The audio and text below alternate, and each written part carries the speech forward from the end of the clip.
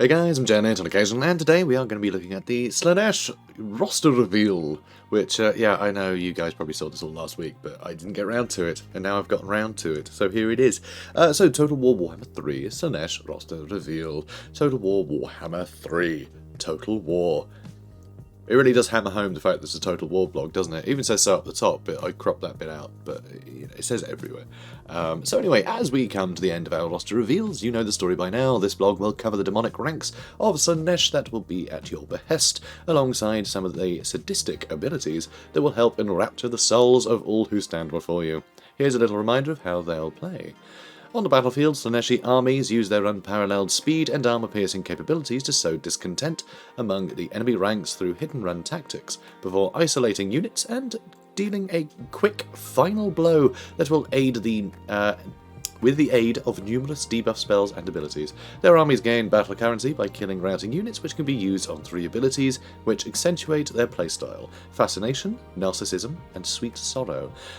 So I like this. I like this is the same mechanic for generating army abilities as the Ogres. I like the idea of you know, routing units being a currency now, because I didn't really mention this with the Ogres. I mean, as far as it like making sense, like yeah. Because they want to throw them in the pot, right? Arguably, you could just pick up the dead and do it, but it, you know, still, it's nice to have fresh food, right? So there's that. But it's also interesting in a gameplay dynamic, because if you want to power those abilities, and you're encouraged to chase off fleeing units instead of using your units to then, you know, free them up for flanking or something. So it actually incentivizes chasing enemies off, you know, into the wind. Whereas usually you'd want to keep your units, you know, nice and tightly compact. But if you want to generate those, you know, those army abilities, depending on how powerful they are, it might be worth letting them chase units a bit, which is something that's always like, well, not always a bad idea, but often a bad idea. You know, often you want to break the rest of the army rather than whittle down whatever unit is going to be returning to the battle, because if you've managed to break them once, you can probably break them again when they return anyway. You know, it's not usually a big deal. So it's rare that you need to chase enemies off. But here, you need to chase enemies off if you want to fuel that. So I think it's really cool. So anyway, on the campaign map, factions of Slaanesh strive to spread the Dark Prince's hedonistic message at every turn. Their mechanics include Gifts of Slaanesh. Lords and heroes of Slaanesh can impart gifts on enemy characters by defeating them in battle, or through hero actions, thus imposing a bundle of negative effects on the unit. This is really cool. The idea of being able to actually impact the traits of your enemies is wholly unique. I think that's really cool. I think this is super interesting. That gives you a lot of opportunity to sort of, I don't know, hamstring particular units in a way that means they can't work to their strengths anymore, and you can beat them up later, right? I think it's great. I think it's really interesting. Seduction. Prior to battle, Slaaneshi armies can seduce one or more enemy units into switching sides for the battle duration. So you get to have enemy units fight for you, which is awesome. So I'm assuming there will be a cost to this that will scale with the cost of the unit that you're seducing. You know, that's my guess, but I mean, who knows how this will work exactly. But the idea of going, oh, they have one troublesome unit there, which I don't really have a good counter for. It's on my team now. That's really cool, and that just gives you so much more, like, so many more layers to the strategy, which is really interesting. So, devotees. Slaaneshi armies can capture devotees from battle. From chaos cultists and from other dark acts. Devotees are used for creating cults and raising the disciple armies and to create vassals. So depending on how that works exactly, could be great, because I love the idea of cults, sort of cult units being a thing, because I have had issues with the implementation of cultists as a hero unit. I feel like they shouldn't have such a privileged position, and I think cultists, like maybe like a cult leader, you know, who's really earned the sort of attention of the god, because they've, you know, done some crazy rite, you know, slaughtered a whole like abbey full of priestesses to one of the good guy cults, you know, and created a portal to the warp to let demons run through and ransack cities. You know, some proper, you know, the plans have actually come to fruition. But generally, most cultists are just like random shit munchers who are destined to have their souls carved up and turned into demons, right? they're not really promised much. The promises are false. You know, the Chaos Gods can't be trusted. And so the idea of just having, like, hordes of, like, you know, idiots, basically, just, you know, like flagellants, but for chaos. You know, I think that would be a better thing to have. So I hope there is some kind of element to that, where it's just like, yeah, hordes of people who are obsessed with you, which fits Slaanesh very well. So we'll see. So Slaanesh, Legendary Lord, N'Kari, who we saw in the trailer, looks amazing. So N'Kari, the Arch Tempter, which is a great title, by the way, really good title, because it is all about temptation, you know. Which is really cool.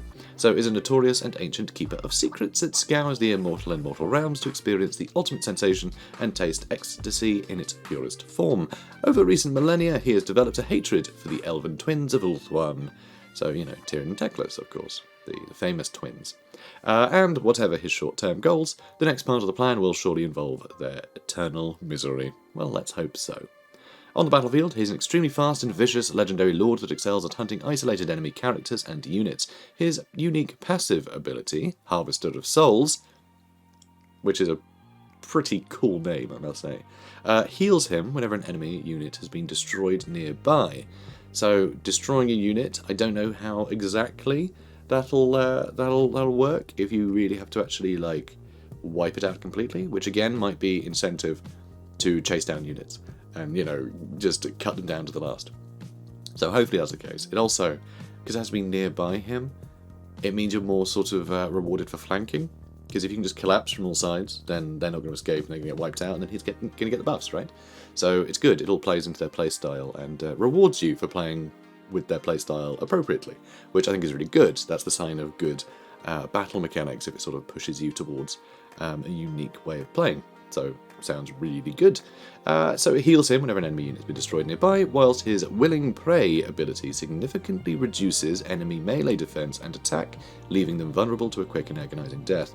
So standard, you know, standard thing just to whittle them down. There's a million spells and abilities that are similar to that for, you know, more sort of duelist style characters. So, you know, like Wulfric is his, oh, what is it even called?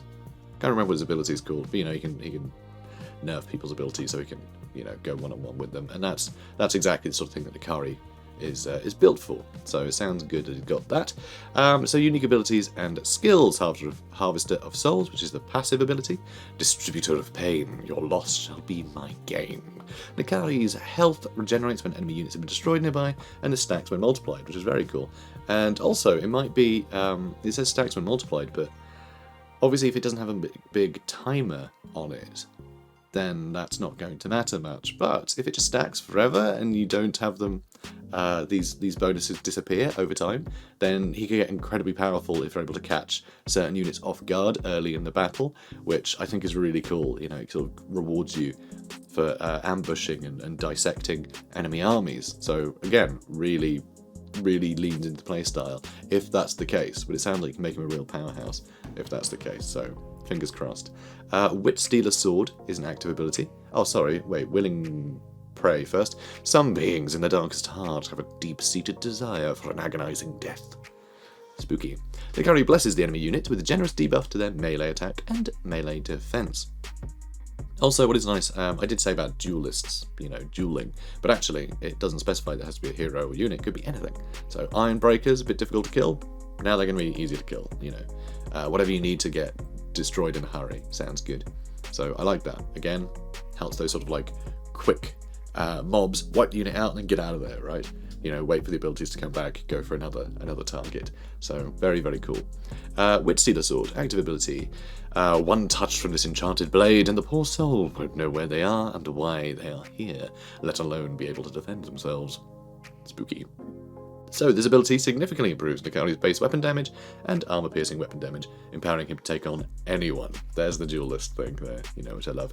So, Slaanesh Lords, we have the Exalted Keeper of Secrets, which of course, you know, N'Kari is a Keeper of Secrets, but this is a different one. This one doesn't have a name yet. So, Imperious Languid Depraved. The Exalted Keeper captivates the minds of its foes, even as it tears the flesh from their bones. Much like their legendary lord counterpart, these towering despoilers can scythe through infantry formations and heavy armour alike with a flurry of deadly attacks. Each is also a sorcerer, capable of unleashing foul magics that can allure their foes or utterly destroy them, and can specialise in either Lord of Shadows or Lord of Slaanesh, which is perfect. Love that. Both fit beautifully. Of course, Lord of Slaanesh fits beautifully, but Lord of Shadows, lovely that we have that too. So, Lord of Slaanesh includes the Lash of Slaanesh, Hysterical Frenzy, Slicing Shards, Acquiescence, Pavane of Slaanesh, and Phantasmagoria. Very cool. So note, all exalted lords from the demonic ranks cannot be directly recruited in campaign. Interesting. Instead, their herald counterparts must gain sufficient experience before being presented with the opportunity of converting into their deadly counterparts. That's very cool. That is very cool indeed. That's a really unique mechanic to actually have that, like an evolving character. So I love that. So here are the Heralds of Slaanesh, which are, Daemonettes with the biggest of claws. So, an Ascendant Daemonette and Sorceress of Seduction. The Herald of Slaanesh is one of the fastest and most deadly of the Dark Prince's courtesans, and that have the honour of attending his every dark whim and desire. Although proficient in the use of either the Lord of Shadows or Slaanesh, the Herald also has access to one of 3 Locus abilities to further enhance their support capabilities. Grace, which is a ward save that greatly improves melee defense and physical resistance. There's also Swiftness, an augment which greatly improves charge bonus, speed and charge speed. And Beguilement, a hex that reduces leadership and melee defense.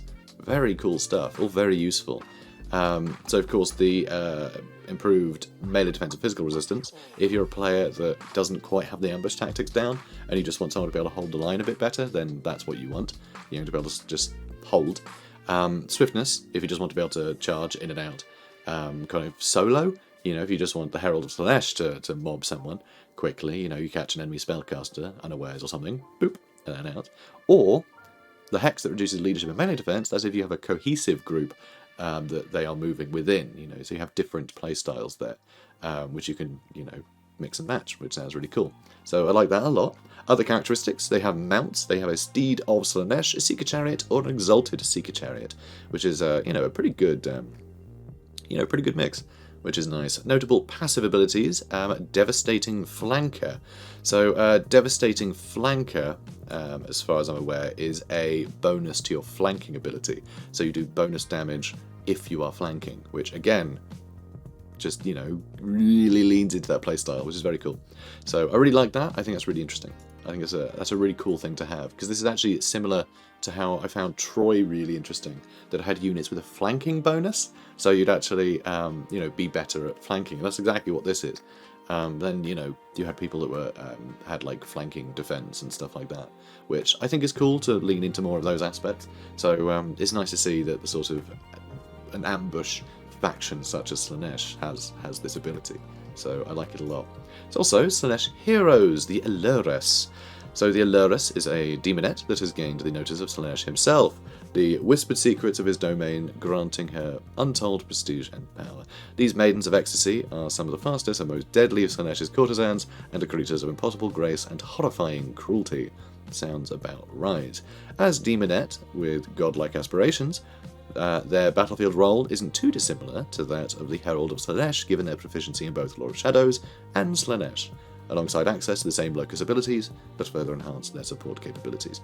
So, this is sort of the problem with every demon faction. There's always going to be quite a lot of the same sort of units. So we have, there's obviously going to be Daemonette units, but then we have a Daemonette hero, and then we have a Daemonette lord. It's, you have to reuse the same things. Just it's very hierarchical rather than having, I guess, like lateral, progression of different unit types. It's just very much like a straight line upwards, which is a bit sad, but it's just kind of the nature of it. But I mean, they all look amazing for the concept art for sure. So very, very cool. So anyway, as Daemonette with godlike aspirations, I already read that. Other characteristics, so all the same steeds, and they also have devastating flanker. Then we have Cultist of Slaanesh, which again, hero like the rest of the armies have had. So Slaanesh's cultists have tormented countless souls and spent their time gathering secrets and seducing others in the Dark Prince's name. Whilst the cultists of Slaanesh are extremely skilled melee combatants, they are a stronger force when spreading the Dark Prince's hedonistic message through the mortal realms within the campaign map. They can be used for clandestine operations throughout enemy and allied settlements, where they can establish one of the 4 Slaaneshi cults: Salon, Atelier, Parlor, and Den, each providing a variety of dark boons to your campaign strategy. Other characteristics: they have access to several active abilities to further enhance their battlefield prowess, including Torment Blade, Pendant of Slaanesh, Deadly Onslaught, which we all know and love, and Gate of Slaanesh. Interesting. I wonder if Gate of Slaanesh is summoned Daemonettes. That's what I'm thinking. So, Mount, Chaos Steed. Cool. Simple, but it's a mortal, isn't it? They're not going to have anything too fancy. And notable passive abilities: Devastating Flanker, as everyone has. Very, very cool. Slaanesh Cavalry and Chariots, Seekers of Slaanesh and Heart Seekers of Slaanesh. So these look pretty weird, but I really like the style of them. I think, especially seeing them all in movement, when we see the trailers, there's a huge amount of sort of, I don't know, they've leaned into sort of the weird curves and things. They've tried to make everything look sort of, I don't know, like, basically sexy, but not when you zoom out and realise what the full shape is, It's like, it's weird. It's all about curves and sort of graceful, sweeping lines. It's like someone's done a life drawing course, but, had gone a bit wrong. So I think it's really good.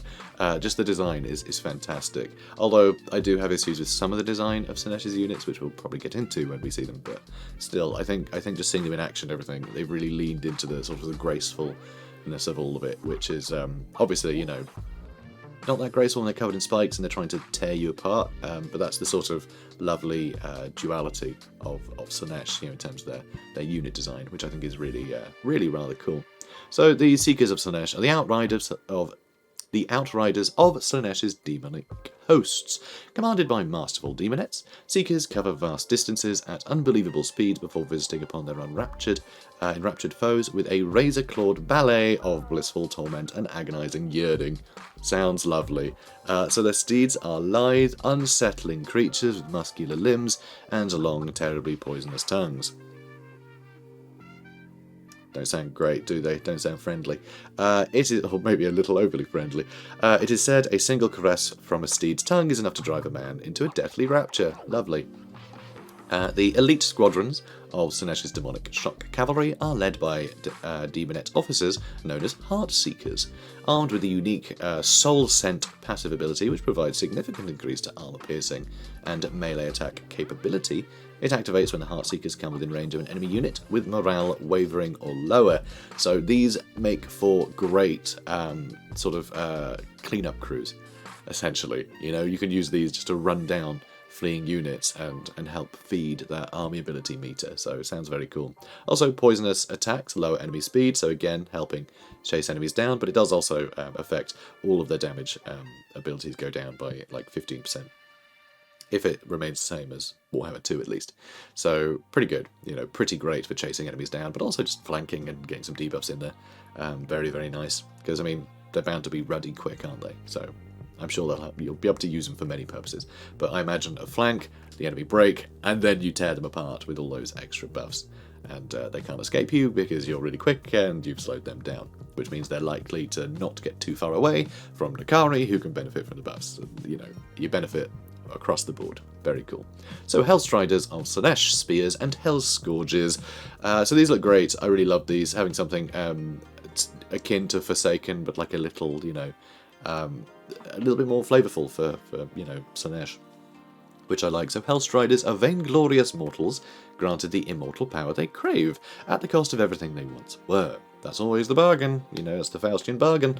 They ride the demonic steeds of Slaanesh into war. Indeed, they have no choice, for once they climb onto the saddle, they can never dismount. Those who use the long whip-like Hell Scourge as their weapon of choice are an expert in inflicting grievous wounds.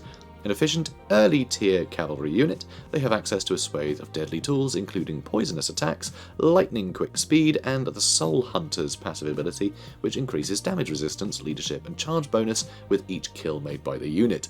So, again, really just benefits from finding a unit on its own, wiping it out, and then benefiting from you know, all the buffs before you take on more dangerous prey. So really, really cool. Just more ways to reward you for sort of dividing and conquering, which is really interesting. And obviously the speed really helps, so it's perfect. So other characteristics available in 2 variants, spears and hell scourges with whips. Well, they are whips. Inflict poisonous attacks upon the enemy. Slaanesh's only shielded cavalry option.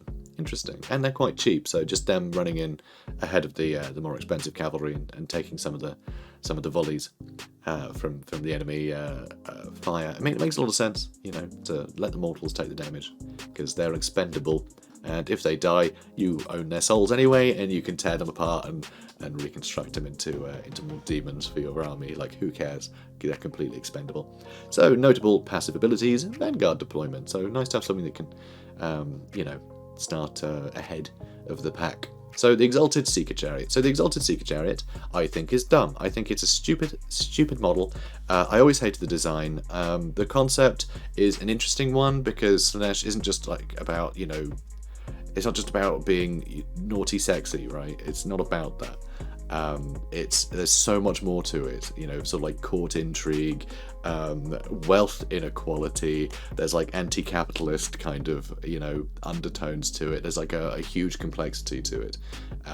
You know, it's about depriving people and living to excess, right? Excess is a relative term, so you've got to have people who are going without for you to have excess, right? Which is an interesting one, because Seeker Chariots, they were farming equipment. So the idea of farming equipment in the realms of chaos, why would you need that? It's like, well, because you've got to have that hierarchy. Like, got to have that hierarchy. You can't have excess when everyone has everything. That's not how that works, because it's a comparative term. So yeah, even in the realm of Slaanesh, you have to have that hierarchy where some people are being shat on, and so some people need to work the fields, even though it's all immaterial and nothing matters. You know, the will bends the realm of chaos, but unfortunately the will is to dominate, and so even your subjects need to be forced into labour. So there you go. You know, there you have it. So the lore-wise, I think it's very interesting. It looks stupid, but actually, again, in motion, it is so much better. Seeing it in the trailer, I didn't think, oh, that looks stupid. I thought, oh, it's that thing that I think is stupid. But this doesn't. This looks great. It looks amazing in action. It turned me around for sure. And just seeing it, you know, animated, I think went a long way to really changing my mind on it. It looks genuinely horrifying rather than really goofy. So yeah, brilliant. I like it. So the most potent variant of Slaanesh's chariot, it is an immensely fast demonic construct pulled by the might of 4 seekers and armed with an increased variety of horrifying blades and hooks to inflict maximum carnage. Those few unfortunate souls who escape its razor de maw are descended upon by its unforgiving demonette riders. Other characteristics: single entity unit designed to crash into enemy lines. Sure, not crush into them. You can't crush. Can you crush into some? I guess you can. I don't know. It doesn't feel like a crushing tool though. It's covered in blades. Weird word choice, but you know, widely doesn't matter. You know what it means. But you know, I'm a pedantic so-and-so. So inflict poisonous attacks upon the enemy, and something harder to run away. Pretty terrifying. And notable passive abilities. It's a devastating flanker. I mean, yep, absolutely. And has perfect vigor, which is amazing. This thing will never tire, which is very scary. Then you have the Seeker Chariots, which are, you know, more sort of minimalistic, you know, versions of them, which again, I just thought was so goofy. It's just like varying degrees of, we just keep adding more spikes to it, and you know, now it's better. You know, just felt a bit lazy, but no, it looks great in action. So a bone shredding chariot commanded by capering Daemonettes. Seeker Chariots, also known as machinery of blissful pain, dispense suffering across the length and breadth of the battlefield. Unlike their shock cavalry counterparts, Seeker Chariots are not subtle creations. They are designed but with one intent: to maximise the agonising torment of the unfortunate souls caught amongst their grinding axles. Oh, lovely. Other characteristics: inflicts poisonous attacks upon the enemy, and low model count, but able to smash into the enemy ranks and hold its own in combat. So this does actually come in a unit, you know, with several models, whereas the larger one is on its own. So, you know, interesting. So they should have fairly different uses, which is cool. So notable passive abilities: devastating flanker, as you'd expect.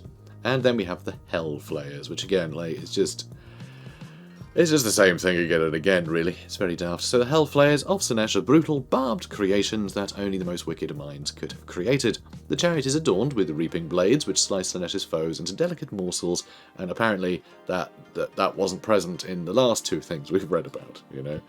This is what I mean. It's a goofy invention, but it looks amazing in action, so I'm torn. I'm torn, guys. The chariot is adorned with reaping blades, which slice Slaanesh's forces into delicate morsels, their suffering driving its riders into a rapturous frenzy. To become a Hellflayer, it's to be punished by Slaanesh himself. For those fortunate enough to command these mighty machines, must spend a millennia serving the bloody harvest within the gardens of Slaanesh, ever feeding the otherworldly fauna that adorns his realm. So there you go. It's a combine harvester. So it has devastating flanker and soul scent, and it also inflicts poisonous attacks. Slaanesh's infantry, Chaos Furies of Slaanesh. I like the Furies. Are across the board. I think they're a fun design. The idea of just sort of imps that will just bend to the will of the land that they exist within is really cool. So Furies are yowling shards of malevolent energy. Chaos in its purest form. With little in the way of intelligence, they are utterly subservient to the whims of the dark gods and shift in aspect and power as the balance of the dark pantheon alters. They are easily subjugated by other demons, whom they regard with a mix of dread and awe. Furies swarm at the edges of the battlefield, avoiding the thickest fighting if they can. Only when they sight a vulnerable victim do they descend, a wailing mass from which there can be no escape. Other characteristics: notable passive abilities, devastating flanker, they can fly, and they have vanguard. So I think Chaos Furies are actually going to be used probably quite similarly in all armies, actually. I mean, it does say they try and avoid the main combat, but really you just want to throw them on top of ranged units, which can be especially important with Slaanesh, because Slaanesh's units are going to be quite flimsy, aren't they? They're all about hit and run tactics. They're a lot more like the elves, right? They're like a wood elf faction. Like, they're an army of war dancers. So you don't want them to be just sort of sat getting shot at a lot. So you send in Furies to accost all the ranged units. You can get in unaccosted, slaughter all the infantry, and then slaughter the back line when you're done. Chaos Furies are going to be more like harpies in sort of like the Dark Elf roster and things. You just want to pin down the enemy so they can't fire at you. So you're probably not going to use them on the flanks to capture, to catch out units so much. You're going to want to pin down troublesome foes while you mop up with everything else. So Marauders of Slaanesh, spears, swords, and hell scourges. So the Marauders of Slaanesh are the mightiest Norskin, so they're basically more of these guys, I believe. So let's have a look. The Marauders of Slaanesh are the mightiest of Norskins who have been recruited into the Dark Prince's cruel ranks. Bereft of fear or pity, they delight in suffering and find rapture in sundered flesh. Some of them fight with blades that long ago mutated into their own tissue. So yeah, there you go. Whilst others carry a mass of writhing lashes that move with an intelligence of their own. Spooky. Other characteristics available in sword, spear, or Hellscourge varieties. I do wonder how the Hellscourge, what the Hellscourge will really add. If they're just going to be I assume they're just the armor-piercing variant, honestly, but we'll see. So we've got your normal sword infantry, so you just sort of vaguely like damage dealer, frontline unit. Then you've got your spears for your anti-large, and then Hellscourge, like the great weapon variant, I'd imagine. So that's my guess. So Slaanesh is only shielded frontline troops, so good to have some sword on board. They're in the front, take some of the fire, so the Daemonettes can get in unshot. And notable passive abilities, they're immune to psychology, which is actually rather impressive for a frontline, like low-tier troop type to be immune to psychology. But of course, nothing is going to terrify them because they relish the pain. So that's really cool to see. It makes a lot of sense, and it really just shows the lengths of their sort of fanaticism. Which is really cool. So Daemonettes of Slaanesh, they're classic, the classic. Daemonettes are the hypnotic dancing foot soldiers of Slaanesh, beguiling senses before shredding flesh with knife-edged claws, and are euphoric in the gift of pain. Also, I'm sort of losing my voice a bit, so I'm going to have a cup of tea. Okay. I just remembered that's coffee, which is actually worse for your voice. Fun fact. Coffee actually restricts your vocal cords, and tea relaxes them. So if you're talking for a long period of time, it's better to have tea than coffee. So there you go. We're learning. We're here to learn. So, although lacking almost any armour, Oh, hang on. They're the most numerous of all his servants. They are vicious, merciless fighters who attack with astounding speed and grace. Although lacking almost any armour, they complement the Marauders of Slaanesh as an early troop type choice through their superior speed, melee output, and access to the devastating flanker passive ability that grants double charge bonus when attacking the rear or flank of an entity. There you go. That's it there. Nice to see it, set in stone here. So notable passives, devastating flanker. Exalted Daemonettes of Slaanesh. So you've got Daemonettes, you've got Exalted Daemonettes, you've got Heralds, then you've got Exalted Heralds, and then you've got, they grow up into Keeper Secrets. So they go 5 tiers of just Daemonettes, which is ridiculous, but, And I guess the last one is like a Keeper Secrets now, not a Daemonette, but like, it's splitting hairs, isn't it? Like, it's the same progression. It's the same career progression. But anyway, so we have Exalted Daemonettes of Slaanesh. Exalted Daemonettes have earned a glance from the Dark Prince and gather souls with which to entertain him for the briefest moment. Merciless, abominable, cruel. No right-thinking creature should find beauty in these hedonists, yet they somehow transfix and beguile onlookers, bending them to their unspeakable will. Pretty grim.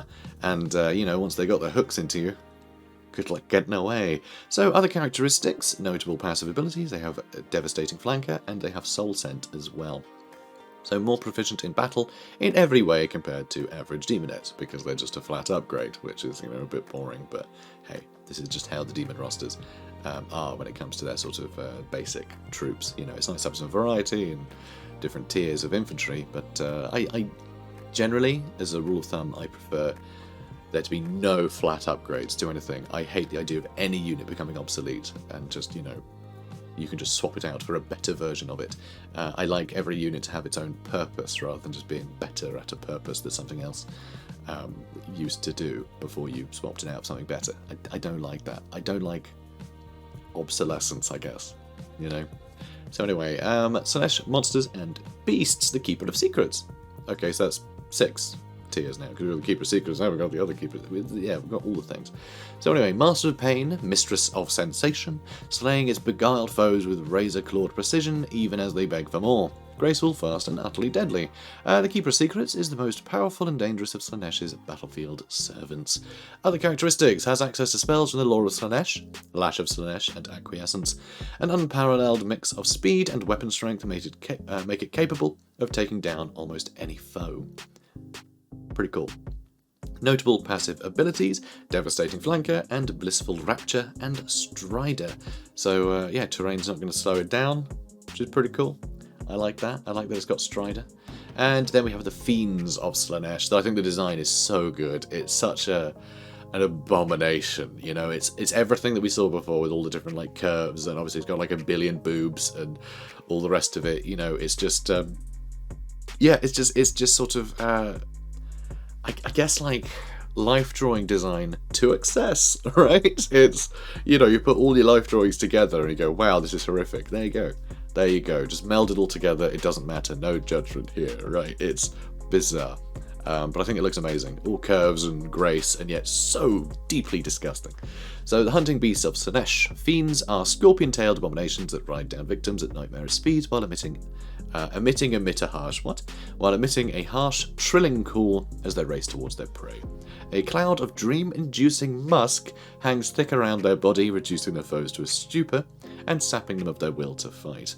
Other characteristics, when attacking they emit a sulfuric musk, which lowers enemy melee defense and melee attack, which is really good. Everything else in the, your army is going to benefit, which is very cool. Their extreme speed and deadly flanker passive ability make them an ideal choice for hit-and-run tactics. You could say that about every unit in this roster, but sure, they're ideal. Also, notable passive abilities, Devastating Flanker, which it's already mentioned. So, Soul Grinder of Slaanesh. So, Soul Grinder is always a contentious one. Everyone, is of the mind of it's very Warhammer 40k-y. Has no place here, but actually I think it looks fine. I'm of a mind where I think it's okay. It fits Khorne more, but they are really going out of their way to make sure that there's unique facets in the design of each one to make it fit the Chaos God, which I think is great. I thought it was going to be a pretty cheap copy and paste, just like a colour swap basically. But no, each model has been different, and they have slightly different effects, and slightly different emphases. They all do different jobs. So when a demon's physical body is slain, he can surrender his true name to the Forge of Souls. The dark bargain thus sealed, his crippled essence is bound to a mighty warp metal hulk. Thus is he reborn as a soul grinder. A soul grinder's clanking tread shakes the ground with every step, and it is devilishly fast for a creature its size, able to scuttle, swift as a horse's gallop, or even faster should the scent of battle touch its nostrils. Piston-driven legs thud home with sickening force, crushing to bloody paste those beneath. So the legs are actually something I'd like to see different across the board, but the legs are pretty much the same across the board.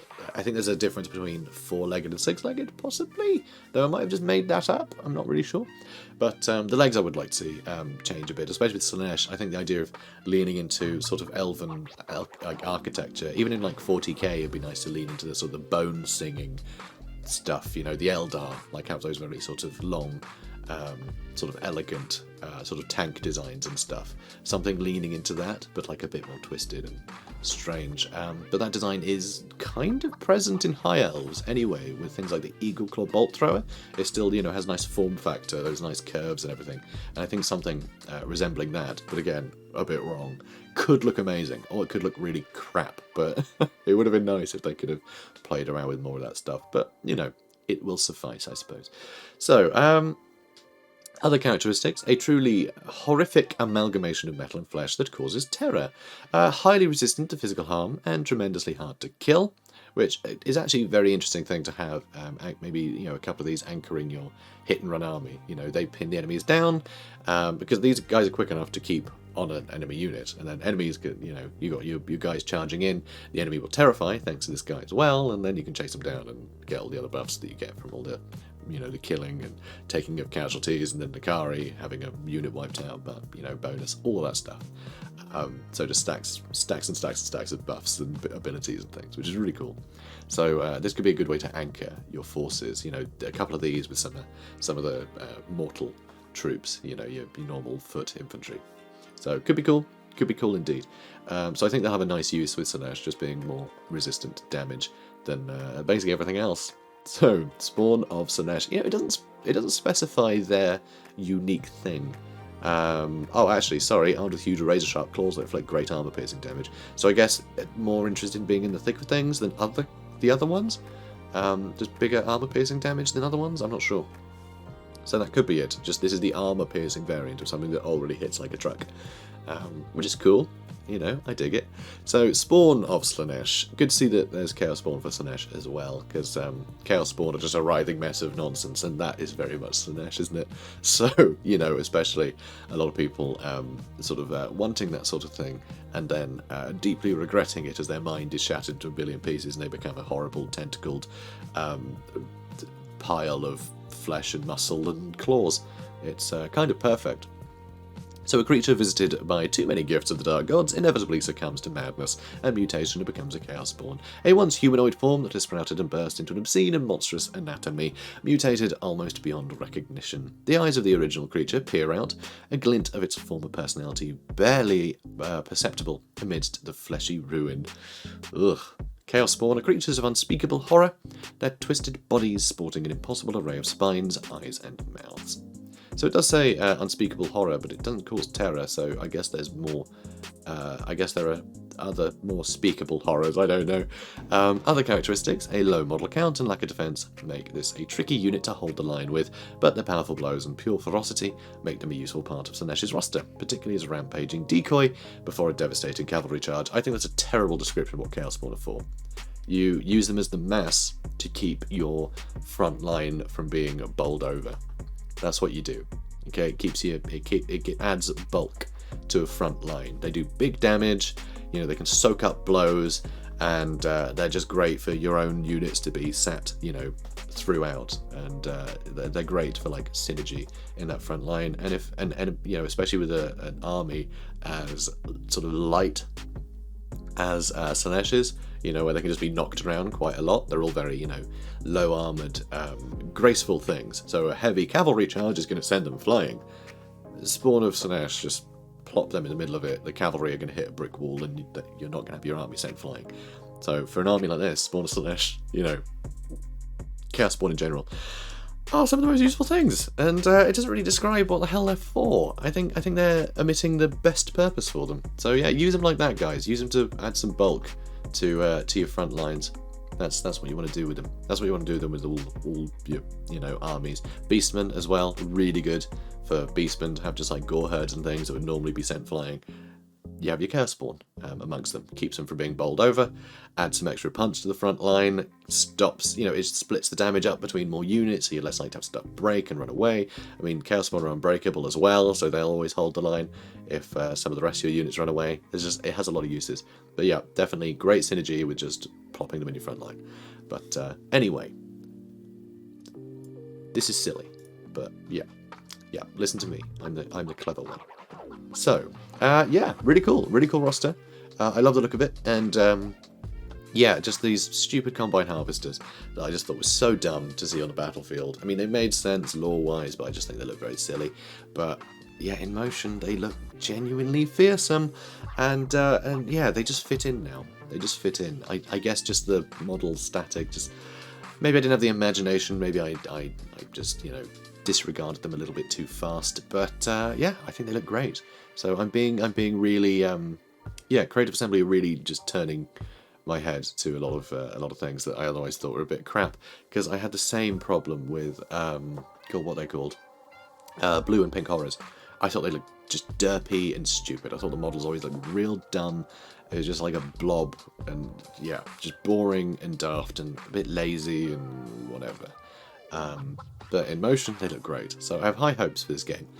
For sure, everything is looking really fantastic, and I can't wait to get my hands on it. So, guys, I hope you've been enjoying all the news, and I'll try and keep on top of it. You know, sorry, this one is a bit late, but hey, we got there eventually. So, guys, if you enjoyed this, comment, like, and subscribe, and I'll see you in the next one. Take care, guys. Have a good one.